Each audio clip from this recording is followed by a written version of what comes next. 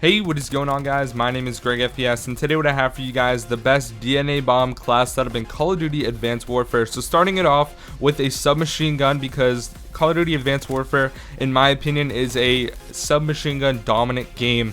I use the KF5. It has the best range out of all the submachine guns. Its rank as far as range goes is number 11, or it has 11 points for range, whereas all the other submachine guns only have 6, which makes it very effective. Now I use primary gunfighter, which allows me to have 3 different attachments on the gun, and I think this honestly works best. So the first attachment that I use is the parabolic microphone, and what it does is it shows all the enemies that are using suppressed weapons on your minimap, and this works great with the perk peripherals, which I'm going to get to in a second. But honestly, this is a really great attachment. Second is the suppressor. Obviously, it's invisible on enemy minimaps when firing. We've seen this in a bunch of different Call of Duties, and honestly, suppressor is great as long as the enemy isn't using a parabolic microphone.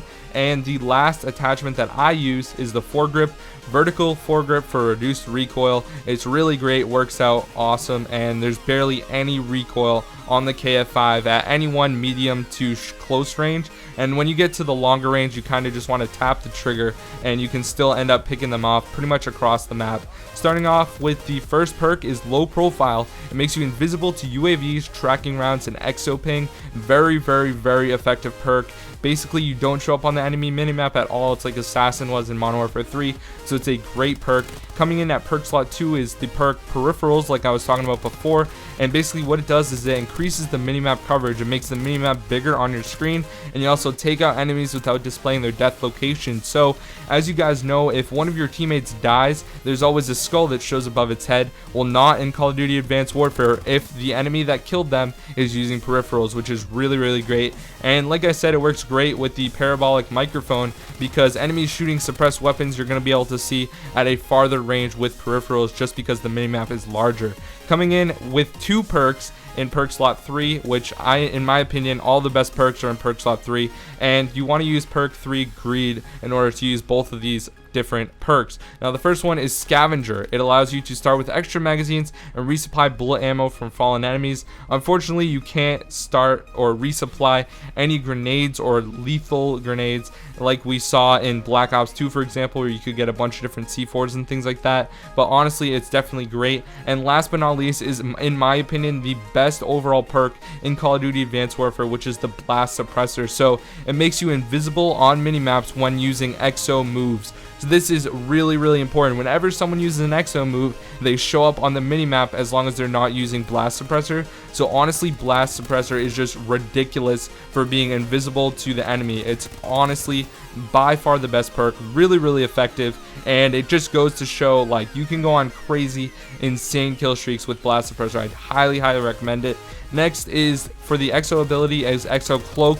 Now honestly, I don't really use the exo abilities too much. They're not really as effective as I thought they would be, but the exo cloak is one of the best because basically you just turn invisible. It makes you visually conceal yourself for a short duration.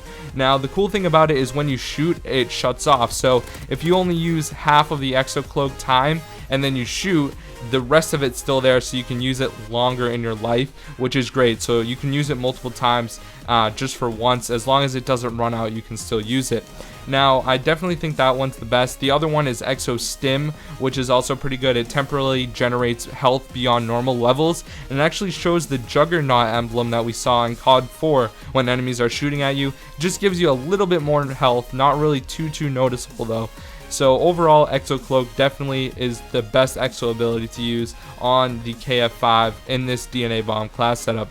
Now for launchers, you can pretty much use anything. I prefer the Semtex because nothing is more rewarding than shooting a Semtex pretty much across the map and sticking someone, especially in Call of Duty Advanced Warfare. It's awesome, and it's just really rewarding.